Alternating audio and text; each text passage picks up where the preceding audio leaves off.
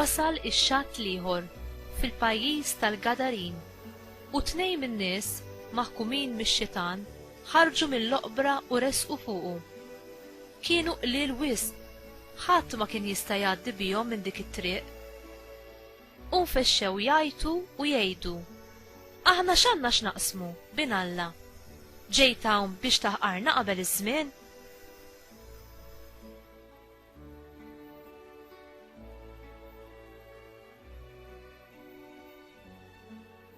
Mela ftit il-bogħod minnhom kien hemm merħla ta' ħnieżer tira. U xjaten talbu ħafna lil Ġesu u qalulu: jekk toħroġna, ibadna fil-merħla tal-ħnieżer. Morru, qallhom. Imbagħad ħarġu u daħlu fil-ħnieżer, u l-merħla kollha inxteħtet mill-logħli tax-xaqliba għal ġol baħar u nqerdet fl-ilma.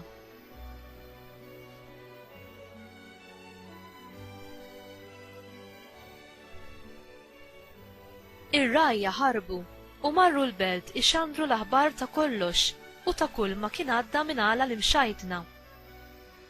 U l-belt ħarġet biħġara għal ħdej Ġesu u kif rawh bdew jitolbu ħafna biex jibqa' sejjer il-barra minn pajjiżhom.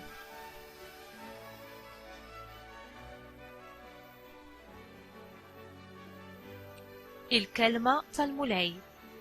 Tifħir lilek Kristu.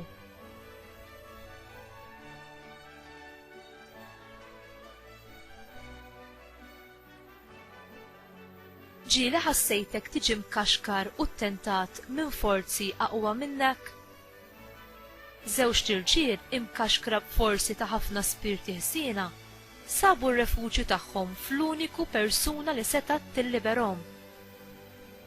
Ġesu tħassarhom lil dawn iż-żewġ tirġiel u ħelishom mill-ħakma tal-ispirti ħsiena li kellhom fuqhom.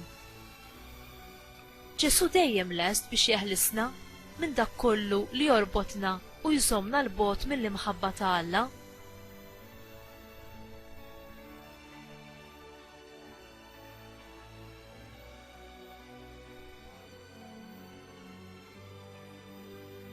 Inti lest tinħall minn kull ma jista' jżommok il-bogħod milli tirċievi l-imħabba u l-grazzja ta' Alla għalik li ssalvak.